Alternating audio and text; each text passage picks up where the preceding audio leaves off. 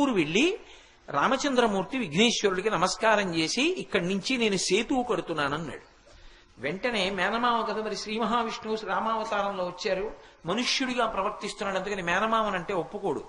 అందుకని విఘ్నేశ్వరుడు ప్రత్యక్షం అయ్యి అన్నాడు, ఇక్కడి నుంచి కట్టద్దు, ఇక్కడి నుంచి సేతువు కడితే చాలా దూరం అవుతుంది, ఇంతకన్నా కొంచెం దక్షిణంగా ముందుకు వెళ్ళి అక్కడి నుంచి సేతువు కట్టు, కడితే ఇది తిన్నగా లంకాపట్టణంలో రావణాసురుడి అంతఃపురం ముందుకెడుతుంది, నీకు కష్టం తగ్గుతుంది, దూరం తగ్గుతుంది, లంకాపట్టణం యొక్క కీలకమైన ప్రాంతానికి సేతువు చేరుతుంది, అందుకని అక్కడి నుంచి సేతువు కట్టన్నాడు.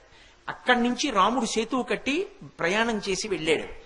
కానీ విఘ్నేశ్వరుడికి తర్వాత దేవాలయం కడదామని ఎందరో ప్రయత్నించారు. కానీ అక్కడ గుడి కడదామన్నా, గోడ కడదామన్నా, తలుపు పెడదామన్నా ఆయన ఒప్పుకోడు, విఘ్నం వస్తుంది. ఎందుకని అంటే చాలా మందికి కళ్ళలో కనపడి చెప్పాడు, నా మేనమావ